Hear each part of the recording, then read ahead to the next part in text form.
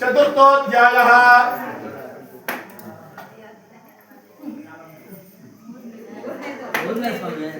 ನಾನು ಹೇಳಿದ್ದೇನೆ ಮತ್ತೆ ಚತುರ್ಥ ಅಂದ್ರೆ ಏನು, ನಾಲ್ಕನೇದು ಅಂತ ಹೇಳ್ತಾ ಇದ್ದೀನಿ ನಾನು. ಲಕ್ಷ್ಮೀ ಸಮೇತ ಸತ್ಯನಾರಾಯಣ ಸ್ವಾಮಿಯ ತೃತೀಯೋಧ್ಯಾಯ. ಏನ್ ಕೇಳಿದ್ರು ಅಂದ್ರೆ ನೀವು ಆ ಕಡೆ ಗಮನ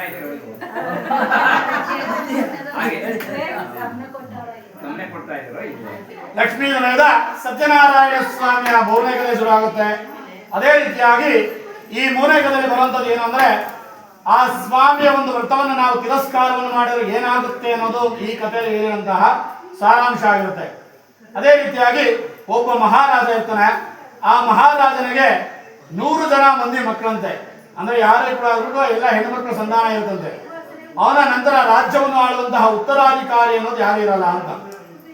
ಅದಕ್ಕೆ ಆ ರಾಜ ಹೋಗಿ ಗುರುಗಳನ್ನ ಕೇಳ್ತಾನೆ, ನೋಡಿ ಗುರುಗಳೇ, ನಾನು ರಾಜ್ಯವನ್ನು ಆಳ್ತಾ ಇದ್ದೀನಿ, ನಾನು ರಾಜ್ಯವನ್ನು ಆಡಿದ ಮೇಲೆ ನನ್ನ ಉತ್ತರಾಧಿಕಾರಿ ಅನ್ನೋದು ನನಗೆ ಯಾರೂ ಇಲ್ಲ, ಅದಕ್ಕೆ ನನಗೆ ಗಂಡು ಸಂತಾನ ಅನ್ನೋದು ಬೇಕು, ನಾನು ಯಾವ ಪೂಜೆಯನ್ನು ಮಾಡಬೇಕು, ಯಾವ ವ್ರತವನ್ನು ಮಾಡಿದರೆ ನನಗೆ ಗಂಡು ಸಂತಾನ ಆಗುತ್ತೆ ಅಂತ ಹೇಳಿ ಆ ಗುರುಗಳನ್ನ ಕೇಳ್ತಾನೆ.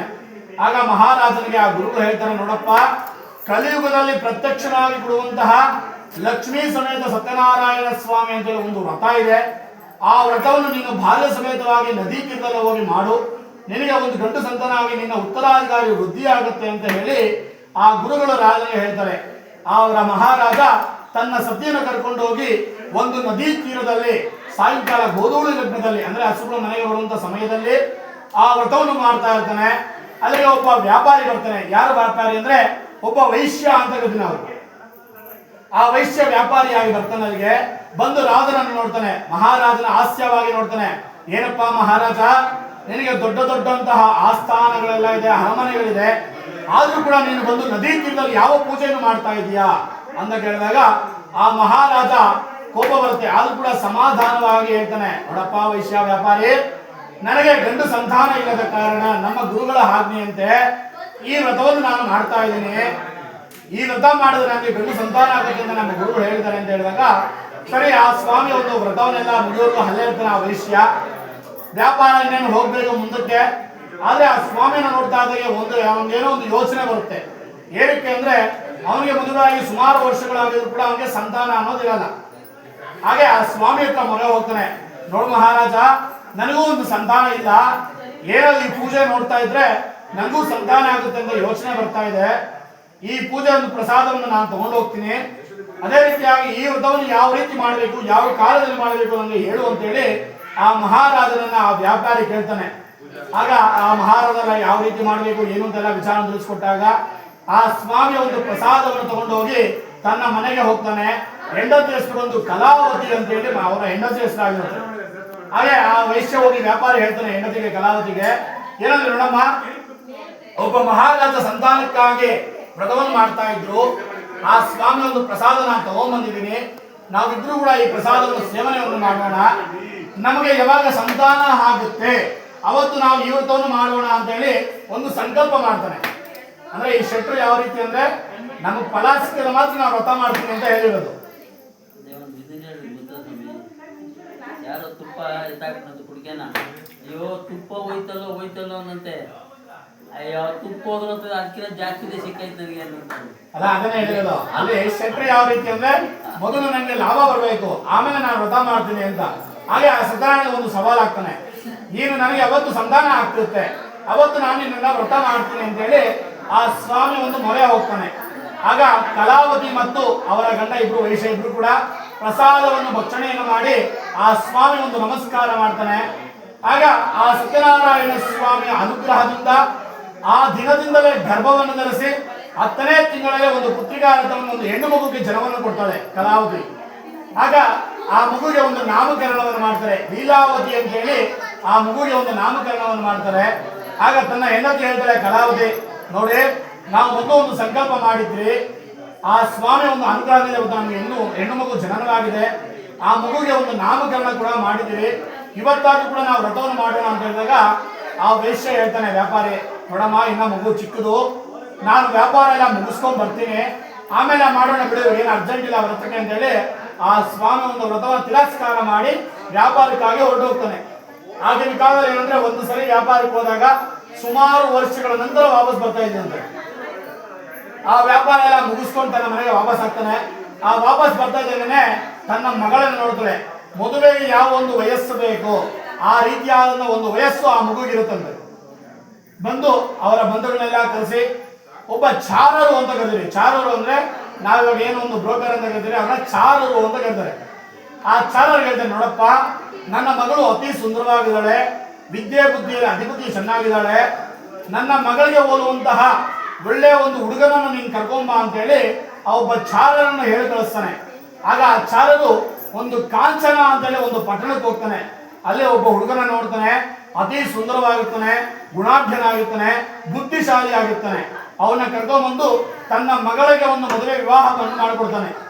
ಆ ವಿವಾಹ ಮಾಡಿದಾಗ ತನ್ನ ಹೆಂಡತಿ ಕಲಾವತಿ ಹೇಳ್ತಾಳೆ, ನೋಡ್ರಿ ನಮ್ಮ ಮಗಳಿಗೆ ಒಂದು ಮದುವೆ ಕೂಡ ನಾವು ಮಾಡಿದ್ದೀವಿ, ಇವತ್ತಾದ್ರೂ ಸ್ವಾಮಿ ಒಂದು ವ್ರತವನ್ನು ನಾವು ಮಾಡೋಣ ಅಂದಾಗ ತನ್ನ ಹೆಂಡತಿಗೆ ಹೇಳ್ತಾನೆ ಆ ವೈಶ್ಯ, ನೋಡಮ್ಮ ನನ್ನ ಹಳಿಯ ಅತಿ ಬುದ್ಧಿಯಂತೆ, ವ್ಯಾಪಾರದಲ್ಲಿ ಅತಿ ಜಾಗ್ರತೆಯಾಗಿ ಮಾಡ್ತಾನಂತೆ, ನಾನು ಮತ್ತು ನನ್ನ ಹಳೆಯ ಇಬ್ರು ಕೂಡ ವ್ಯಾಪಾರ ಎಲ್ಲ ಮುಗಿಸ್ಕೊಂಡ್ ಬರ್ತೀರಿ, ಬಂದ ಮೇಲೆ ವ್ರತವನ್ನು ಮಾಡೋಣ ಬಿಡು ಅಂತೇಳಿ ಆ ಸ್ವಾಮಿಯ ವ್ರತವನ್ನು ತಿರಸ್ಕಾರ ಮಾಡಿ ವ್ಯಾಪಾರಕ್ಕಾಗಿ ಹೊರಟೋಗ್ತಾನೆ.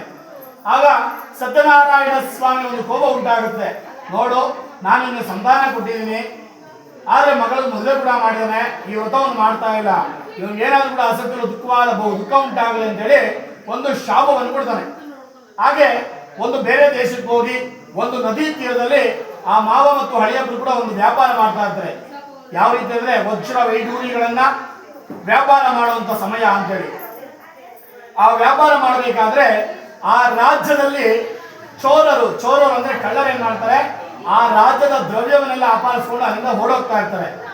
ಆಗ ರಾಜಭಟರು ಅಂದ್ರೆ ಸೈನಿಕರೆಲ್ಲ ಕೂಡ ಅವರನ್ನ ಹಿಂಬಾಲಿಸ್ಕೊಂಡು ಬರ್ಬೇಕಾದ್ರೆ ನಾವು ಸಿಕ್ಕಿದ್ರೆ ನಮ್ಮ ರಾಜಾಜ್ಞೆಯಿಂದ ಇದು ಮಾಡ್ತಾರೆ ಅಂತೇಳಿ ಆ ಕಳ್ಳರು ಚೋರರು ಏನ್ ಮಾಡ್ತಾರೆ ಅಂದ್ರೆ ಎಲ್ಲಾ ದ್ರವ್ಯಗಳನ್ನ ಅಲ್ಲಿ ಒಂದ್ ಕಡೆ ಬಿಟ್ಬಿಟ್ಟು ಎಲ್ಲ ಅಲ್ಲಿಂದ ಓಡೋಗ್ತಾರೆ. ಆ ದ್ರವ್ಯ ಎಲ್ಲಿರುತ್ತೆ ಅಂದ್ರೆ ಆ ಮಾವ ಮತ್ತು ಹಳೆಯ ಇಬ್ರು ಎಲ್ಲಿ ವ್ಯಾಪಾರ ಮಾಡ್ತಾ ಇರ್ತಾರೆ ಆ ಜಾಗದಲ್ಲಿ ಬಿಟ್ಟು ಓಡೋಗಿರ್ತಾರೆ. ಆ ರಾಜರ ಭಟರು ಬಂದು ಅವ್ರ ಹತ್ರ ಬಂದು ನೋಡ್ತಾರೆ, ಆ ರಾಜ್ಯದ ಧನ ಅನ್ನೋದು ಗೊತ್ತಾಗುತ್ತೆ ಅವರಿಗೆ, ಇವರೇ ಚೋರರು ಅಂತೇಳಿ ಕಳ್ಳರು ಅಂತೇಳಿ ಅವರಿಬ್ಬರಿಗೂ ಕೂಡ ಹಗ್ಗಗಳಿಂದ ಕಟ್ಟಿ ಆ ಸ್ವಾಮಿ ಹತ್ರ ಹೇಳ್ತಾರೆ. ಏನಂದ್ರೆ ನಾವು ಕಳ್ಳರಲ್ಲ ಅಂದ್ರೂ ಕೂಡ ಆ ಸ್ವಾಮಿ ಒಂದು ಶಾಪದಿಂದ ಅವರ ಆಡೋ ಮಾತುಗಳು ಯಾರು ಕೂಡ ಕೇಳಿಸ್ತಾರಲ್ಲ, ಅವರಿಬ್ರು ಕೂಡ ಕಳ್ಳರು ಅಂತ ಕನ್ಫರ್ಮ್ ಮಾಡ್ಕೊಂಡು ಅವರಿಬ್ಬರನ್ನ ಕೂಡ ಕರ್ಕೊಂಡೋಗಿ ರಾಜರ ಮಹಾಮಂತ್ರ ರಾಜರಿಂದ ನಿಲ್ಲಿಸ್ತಾರೆ. ಆಗ ಮಹಾರಾಜ ಹೇಳ್ತಾನೆ, ಆ ರಾಜರ ಹತ್ರ ಹೇಳ್ತಾರೆ, ರಾಜ ಯಾವುದೇ ರೀತಿಯಾದಂತಹ ವಿಚಾರಣೆ ಇಲ್ದ್ರೆ ಅವರಿಬ್ಬರು ಕೂಡ ಕಾರಾಗೃಹದಲ್ಲಿ ಇಳಿಸ್ತಾನೆ. ಆ ಕಾರಾಗೃಹದಲ್ಲಿ ಆ ಸ್ವಾಮಿ ಒಂದು ಶಾಪದಿಂದ ಅವರ ಮನೆಯಲ್ಲಿ ಹೆಂಗಸರಿಗೆ ಒಂದು ಹೊತ್ತಿನ ಊಟಕ್ಕಾಗಿ ಕೂಡ ಒದ್ದಾಡುವಂತ ಪರಿಸ್ಥಿತಿ ಬರುತ್ತೆ.